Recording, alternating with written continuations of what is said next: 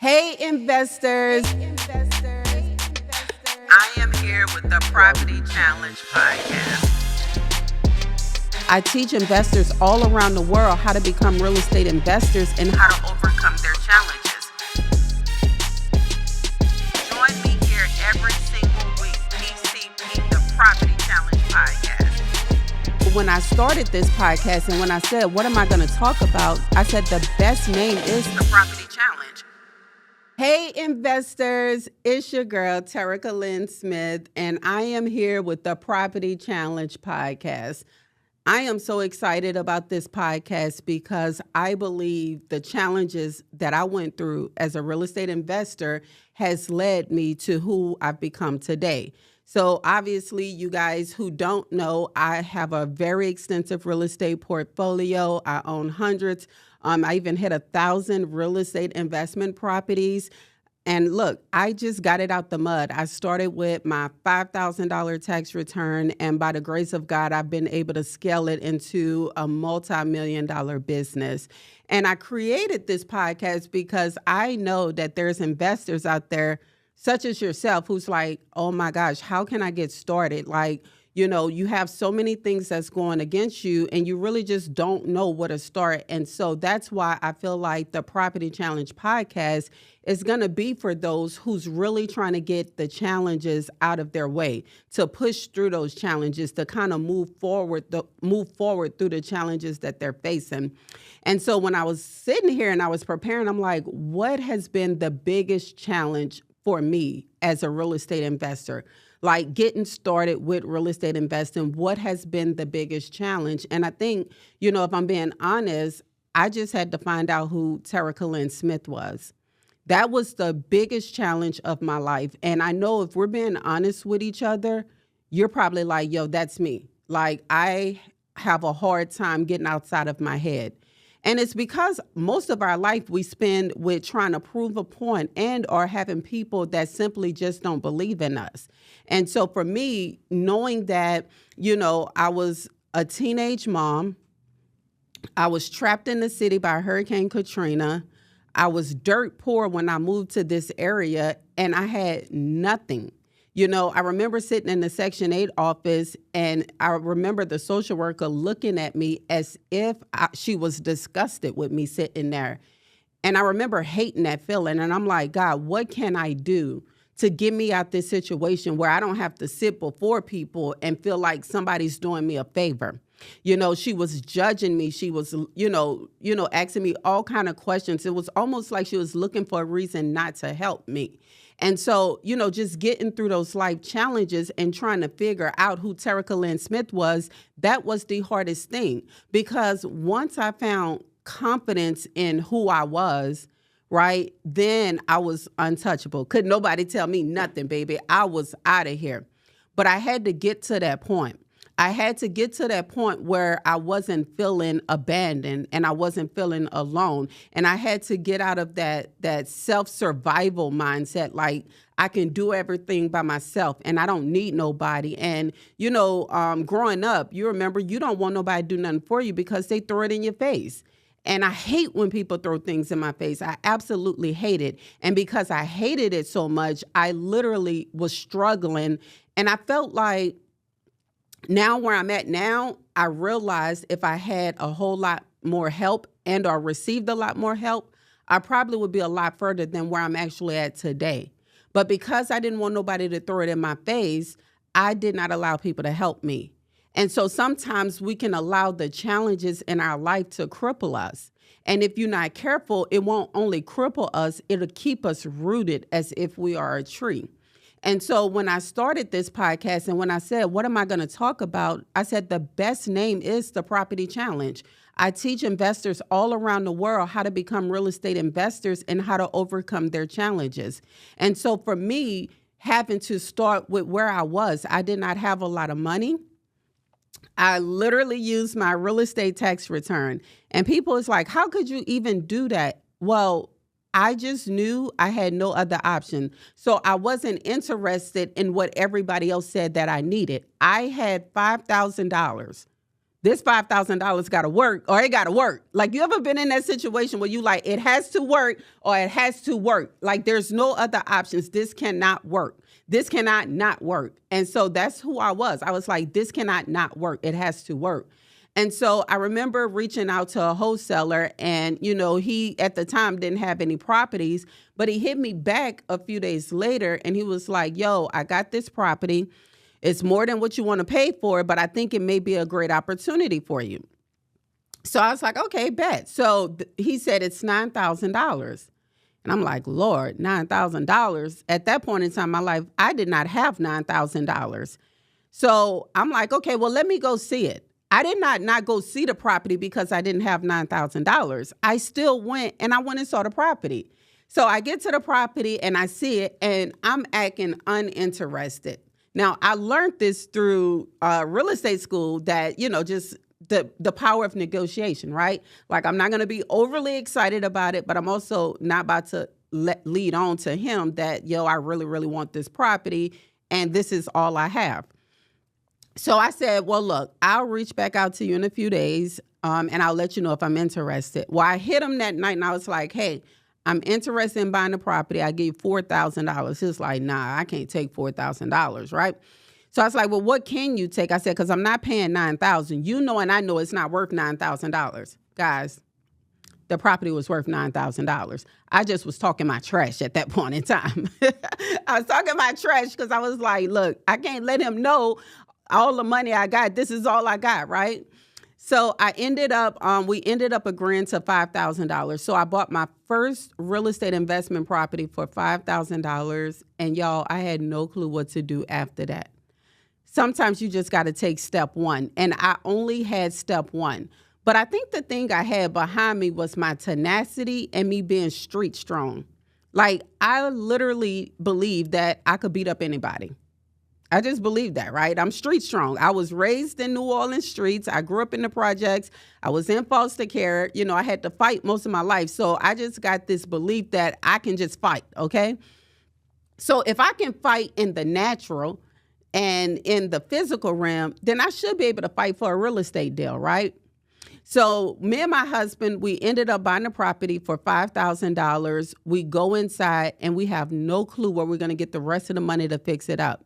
It just so happened that I had a $3,000 real estate commission check coming to me. And I used that $3,000 real estate commission check. Now, y'all got to keep in mind, I needed every single dollar that I had. I was not in a position to not pay my bills. But during this season, and I'm not telling you guys to go do that. I'm not saying do what Terrica did. I'm just telling you the challenge that I had. I just chose to put it in real estate. Everything that I had. So I had my $5,000 that I got back from my tax refund. That went into a real estate property. And then I used the $3,000 real estate commission check. Well, $3,000 to fix up this 3-bedroom, 1-bath, 900 square foot house is not a lot of money. This house needed everything. So the plumbing was bad. We had to change the floors. We had to change the countertops. We had to change the bathtub. We had to put in ceramic tile. We literally had to bootstrap this. And so I remember going to the dollar store one day and I was just going there and I was I forgot what I was going to buy. I think it was something to snack on, right? And I ended up in like their home goods department at the Dollar General. And I'm like, yo, they got paintbrushes here. They got flooring here. I couldn't even believe that they sold flooring, y'all. So I look at the flooring. I'm like, oh my gosh, I can buy all this flooring for like $200. So I literally bought every pack of flooring they had and it wasn't enough. So I went to the other Dollar Generals and I started buying their flooring. And it was a peel and stick. So it had a white paper on the back. So you peel it off just like a sticker and you lay it on the floor. Y'all, our first property was bootstrapped. From peel and stick tile to peel and stick mosaic backdrops and the countertops, all the way to the countertops. Y'all, we did epoxy on the countertops. We learned how to do all of that through YouTube University. And what I realized by the time we got to the end of it, me and my husband, baby, we was fighting. Investors, we were fighting. I was ready to choke that man. Okay. Like, I'm sure he was ready to wring me out. Like, me and him going back and forth. You don't know what you're doing. No, you don't know what you're doing. You don't know what you're doing. And like, we literally would go back and forth. We just didn't know what we were doing. And we would get frustrated when something wasn't working out, or we'll get frustrated if, the paint didn't come out right. We just was so frustrated. I told my husband, I said, my God, this property almost made us have a divorce. Like, we were too exhausted and burnt out with this property. And so we gone ahead, we fix up this property, and now it's time for me to figure out how we're going to make money off of it. So, of course, I put a renter in the property. We rent this property out for $550. Y'all, this property is still in my portfolio today. Now, it was not, I'm not going to say it was easy, but I just didn't have no choice or option. And so when you're thinking of like the challenges of what's going to lead you into getting into real estate, you got to ask yourself the question, what is the challenge that's keeping me from getting started with real estate investing?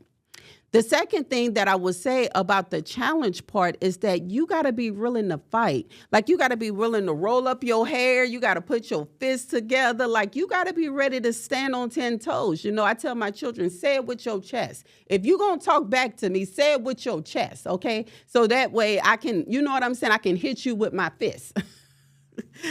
Not physically. Sometimes physical. I ain't gonna lie. Sometimes physical. My kids are grown now. But I always tell them, say it with your chest, right? And that's how you got to do it in real estate. Like, you just got to stand 10 toes deep. You got to stand 10 toes firm. You can't allow nobody to push you down or knock you out the way or try to place their fears amongst you. Y'all, we had so many people telling us how crazy we was for putting all of our money into that one property. Everybody and their mama had something to say. I go and try to talk to people. I go and try to share my good news. I go and try to tell them what we got going on. And everybody is like, you sure you want to do that? So it was like, we didn't have any support. Like, we didn't have people supporting us, holding us down, believing in us. We didn't have no community of like-minded investors that's saying, yo, invest like this and do that. Like, we really, really had to believe in this on our own. And the only reason why, y'all, listen to this, the only reason why I believed I can do it was because I was doing it for other people, and they didn't even tell me I was doing it for them. So I'm sitting at a real estate closing table, and we're about to get ready to close on a fix and flip property. And so I was the one who found the fix and flip. I was the one who did all the decorations in there. I picked out the paint color. I picked out the flooring. I did all of the work inside of this property for an investor. Now, mind you, I was trying to find my lane as a real estate agent, and everybody was looking at for sale by owners and, working with just your traditional buyers. So I wanted a different approach to real estate investing. And so that's why I started working with investors. Well, one thing I know is one rich person know another rich person. So when I did the work on that property, and we end up at the closing table, keep in mind, I found the property. I hired the contractors for the property. I did all of that stuff with this particular property. The real estate attorney ended up handing me my investor folder for closing with his check of the proceeds in there. Then he turned around and he handed my check to my investor with my proceeds in there. How many of you know you can't unsee what you've seen? I opened up that folder and baby, I saw 6 figures. And the attorney is going to say, oops, I'm sorry. That's not your folder. He took the folder from me. It was like taking candy from a baby. I was having a fit on the inside. Now, mind you, I wasn't angry. I just was like, I made this person all this money, and yet I have my real estate commission to show for it. He didn't care if I ever made $1 more than my real estate commission. But I knew at that moment, if he could make that kind of money by putting up the money, then maybe I could possibly make that kind of money if I took the same process and do it for myself.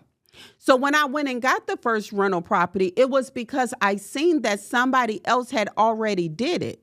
So all it takes for me is one time to plant a seed. All you got to do is plant a seed one time, and I'm going to be all in, right? I'm going to water that seed. I'm going to make sure that that seed grow. I'm going to harvest it. I'm going to take good care of that seed. And that's what I did with my real estate career. I took very good care of it.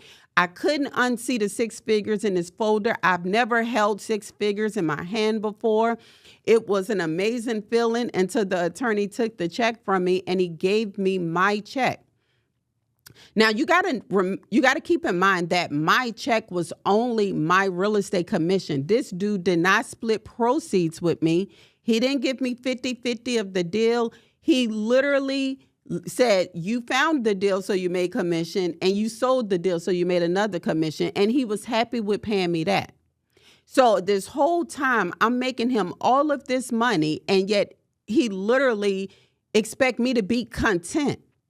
He want me to be content with me receiving my commission check.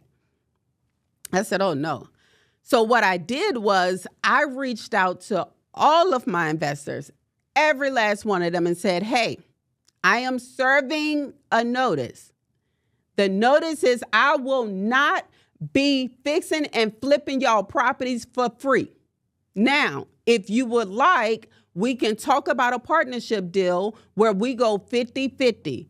That means that you put up the money, I do all the work, and we split the proceeds down the middle. Every last investor that I called, they was like, yeah, we're probably not going to do that. Why would we do that? We're taking all the risk. We're putting up all the money.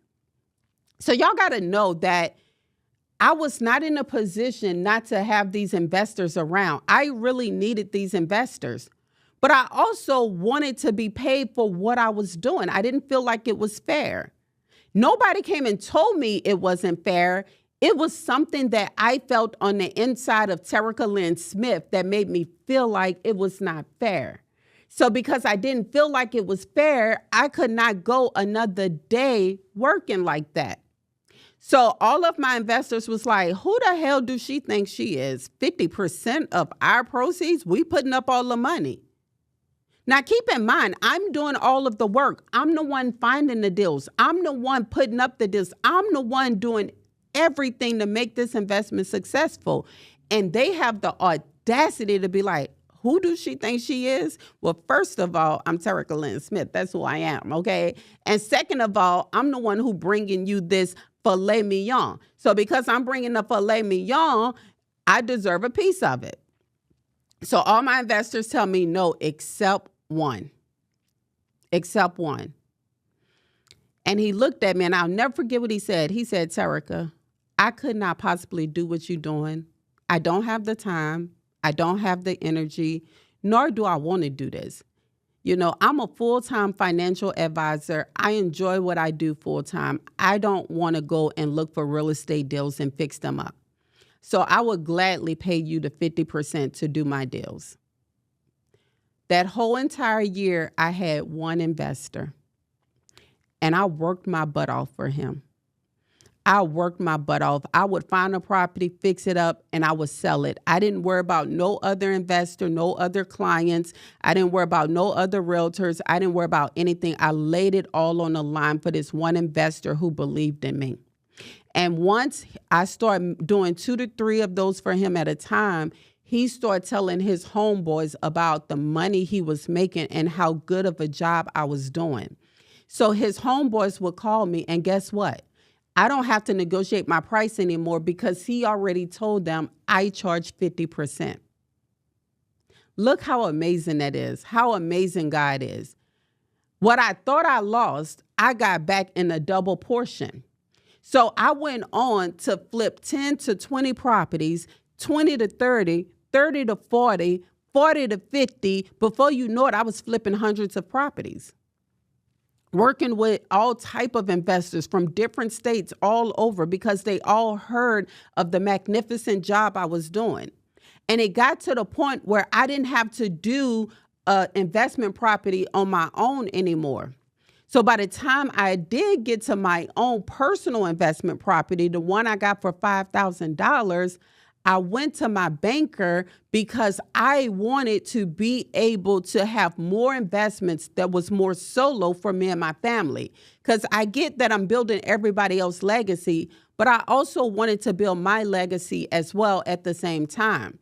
So when I went to my banker, I'll never forget the conversation I had with him. I said, Carrie, I know my credit is not in a position to receive a loan. I know I have a horrible credit score. Nobody never taught me about credit growing up. I had to figure out everything on my own. You know, I've been hustling my whole entire life, and this is the results of it. I said, but if you give me a loan, I promise you that I will pay it back. I promise you that I'll never be late on my mortgage payments, and I promise you I do right by the bank. He looked at me. He said, well, what is your credit score? I said, I think it's like 550. For those of you who don't know, that is a horrible credit score, okay? And he looked at me. He said, Terrica, I would have been gave you a loan. All you had to do was ask. He said, as much business as you send to my bank, I can approve this myself. Y'all, I did not know the bank had approving authority like that. I had zero clue. So this whole time, I'm inside my head. Again, my biggest challenge was my mindset. It wasn't my skill set. And sometimes we allow our mindset to dictate our skill set, which allows us to be crippled because our mindset tells us we can't do it, but our skill set said we're more than qualified to do it. So that man looked me in the face and said, all I need you to do is fill out a personal financial statement. Now, y'all, I'm from New Orleans. I ain't never have a loan in my life. Up to this point, I didn't even own my own property. And he's telling me I need to fill out a PFS. Now, pride would have me leaving the bank saying, okay, I'm going to fill out a PFS. But wisdom would tell me I need to ask what a PFS is. So when I looked at my banker and I said, hey, what is a PFS? He said, a personal financial statement. So I said, oh, okay. All right. I'll get that back to you. He said, you want me to just email it to you? I said, yeah, sure. Email it to me. He emailed me over the personal financial statement.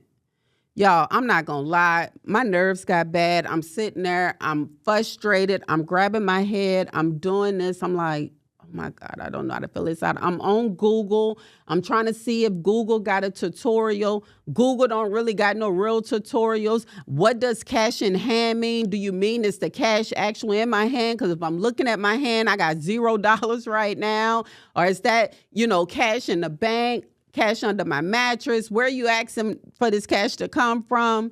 And it just had 8 different tabs, 8 different Excel tabs of assets and liabilities. And guys, I had no clue what assets and liabilities were. So I'm sitting there and I do my best to fill it out with the Google help that I have. So once I fill it out, I turn it into the bank. Y'all, I sent it by email. I don't even tell him I sent it, okay? He emailed me back. He said, hey, Terrica, I need for you to remove this out this column, and this is what it's asking for in this column. So I said, okay. He sent it back. I sent it back again. It was wrong. So he tells me, hey, come into the bank.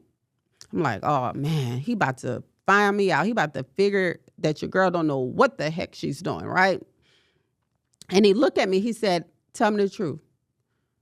Do you know how to fill out a personal financial statement? And I did my fake laugh. And I said, to be honest, which I never even heard of it before. And he said, let me show you how to fill this out. By the time he finished helping me fill out my personal financial statement, I had way more liabilities than I had assets. I did not know that I was not bankable on paper. I did not know that I was investing all of my money into liabilities. And I had 0 assets. 0. I never seen a negative net worth until I did my personal financial statement. And I felt discouraged sitting there. I felt embarrassed and I felt humiliated and I did not know what to do. And this man, who I truly believe was sent by God, he said, don't worry, we're going to fix this. And that's why I created the property challenge, because there's so many of us who goes through challenges in life and we think that we have to do it alone. If that tall, skinny white man did not take me by the hand and show me how to fill out a personal financial statement and give me a loan on my property, he approved me for $60,000. That's what the appraisal came back at. The bank wrote me a check for $48,000. $48,000. I've never had so much money in my life. And you know what happens when you get that type of money? The poverty mindset want to sneak back up on you and tell you that you should be eating out and you should be buying all kind of bags and you should be doing all type of different things with this money. You need to take trips and you need to be going here and you need to be living your best life. YOLO! You only live once type mindset. But I had to discipline my mindset because I hated the feeling that I felt sitting before my banker. And I said, I never want to feel that again. So once I got through the personal financial statement and I understood that I had way more liabilities than I had assets, I went in on buying assets. I took that $48,000 and I scaled it. And I just been buying and buying and buying. And I kept my head down, y'all. Every brick that was thrown at me, it didn't matter. I didn't care who was throwing the bricks at me. I used each and every last one of them to build the empire that I have. And I did it by the grace and the strength of God. Because there is not a reason I can explain to you other than God did that your girl is sitting here with a multi-million-dollar real estate portfolio. And it's not because of anything I did in my own strength. I have to be crazy enough to believe that God seen fit to bless me with this. And I believe that God seen fit to walk with me with this, that I have become undefeated in my real estate journey. So you mean to tell me somebody who was poor from New Orleans, homeless, teenage mom, living paycheck to paycheck, Section 8, welfare, Medicaid, SNAP. You know the language that I'm talking right now. You mean to tell me somebody who can get it out the mud is sitting here and have a real estate portfolio the size that I have right now? So in life, we all go through challenges.